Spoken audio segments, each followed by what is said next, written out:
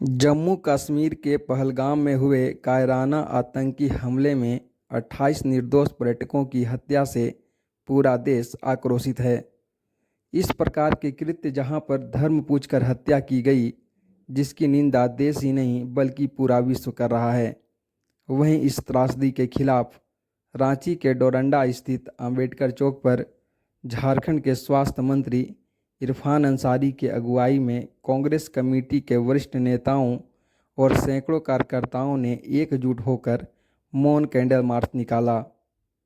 ऐसे में आइए जानते हैं इस मौके पर झारखंड के स्वास्थ्य मंत्री इरफान अंसारी, झारखंड कांग्रेस के महासचिव आलोक दुबे, झारखंड कांग्रेस के मुख्य प्रवक्ता लाल किशोर नाथ साहदेव और वरिष्ठ कांग्रेसी नेताओं ने किस प्रकार से अपना आक्रोश व्यक्त किया।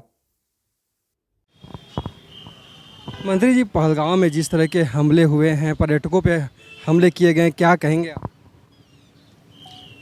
इसकी काफ़ी हम लोगों ने निंदा किया है और अभी प्रेस कॉन्फ्रेंस करके आए थे।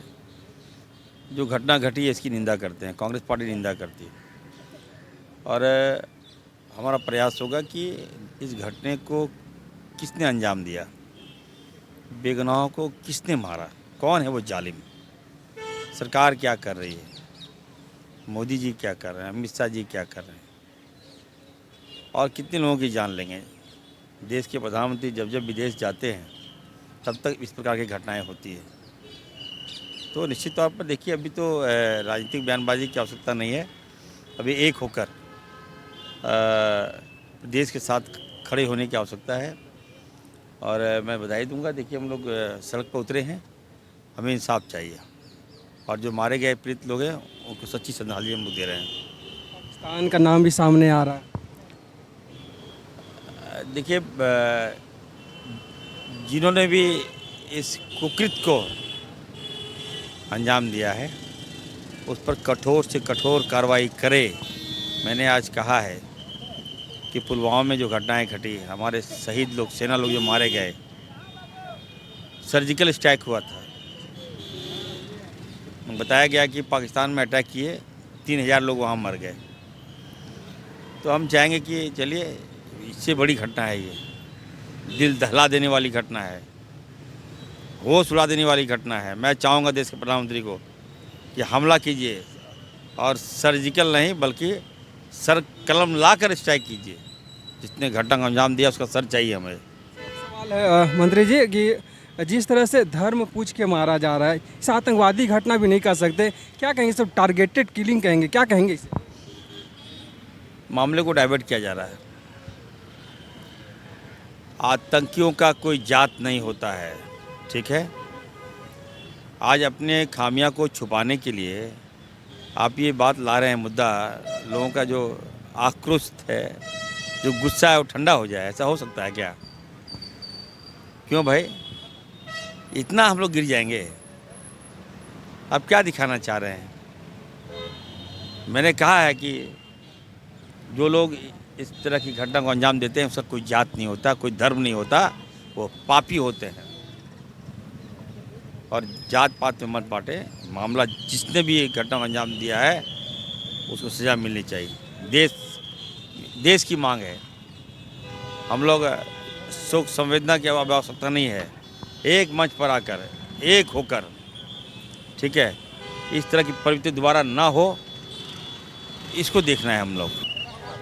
जिस तरह की घटना घटी है, लोग जी क्या कहेंगे, इस कृत्य को क्या नाम देंगे? क्योंकि अगर आतंकवादी घटना कहें या फिर किसी और की घटना कहें, तो टारगेट धर्म पूछ के गोली मारना, किस तरह की घटना मानते हैं? देखिए, ये अमानवीय है, दर्दनाक है और ये गंभीर मामला है। हिंदुस्तान के और कश्मीर के इतिहास में टेररिस्ट अटैक तो होते रहे हैं, लेकिन पर्यटकों को निशाना बनाकर 28 लोगों की नृशंस हत्या की जितनी भी निंदा की जाए वो कम है।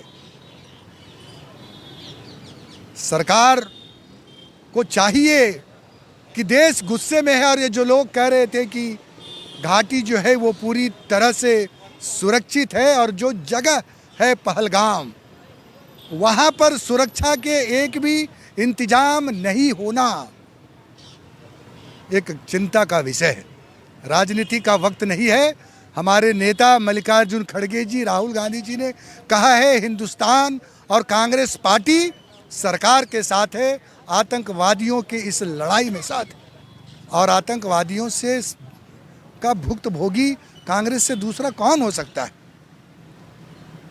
इसलिए ये वक्त है कि इस पर कड़ी कार्रवाई होनी चाहिए। 15 प्रदेशों के उन बच्चे, माता, पिता, पति जिनकी नृशंस हत्या हुई है, उस घर के, उस शहर का अंदाज़ा नहीं लगाया जा सकता है वो किस दुख और पीड़ा से गुजर रहे हैं। पूरा हिंदुस्तान सख्ते में है, आक्रोश में है, गुस्से में है, बदला चाहता है, जवाब चाहता है और एक ठोस निर्णय चाहता है कि इसकी जिम्मेदारी ले। और भविष्य में ये तय हो जाना चाहिए कि दोबारा इस प्रकार की कोई गलती नहीं होगी।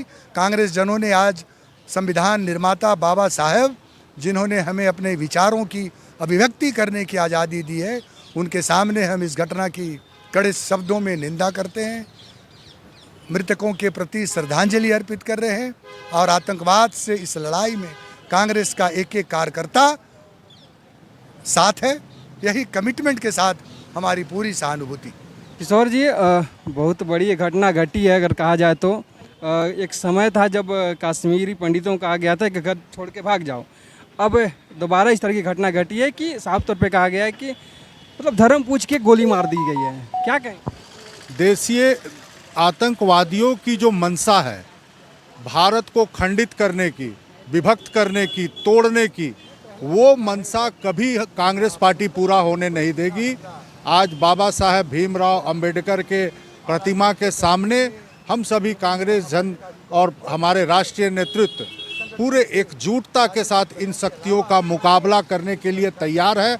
आने वाले समय में अगर सरकार को भी सहयोग करना पड़ेगा इन मुद्दों पर, तो कांग्रेस पार्टी पीछे हटने वाली नहीं है और कांग्रेस पार्टी पूरी दृढ़ता के साथ भारतवर्ष को बनाने में, इसकी एकता और अखंडता को बनाए रखने में पूरा योगदान देगा। एक एक कार्यकर्ता समर्पित भाव से काम करेगा।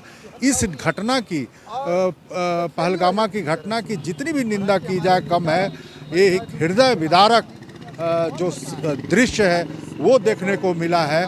ऐसे लोगों को कभी माफ़ नहीं किया जाना चाहिए। समाज कभी माफ़ नहीं करेगा, देश कभी माफ़ नहीं करेगा। आम हमले की अगर बात करें तो वहाँ के जो लोग हैं, आम जनमानस हो, पाकिस्तान पर हमले करने की बात कर रहा है, अटैक करने की बात कर रहा है। जैसे ही लिंक सामने आता है कह रहा है कि पाकिस्तान पे अटैक किया जाए, ख़त्म किया जाए।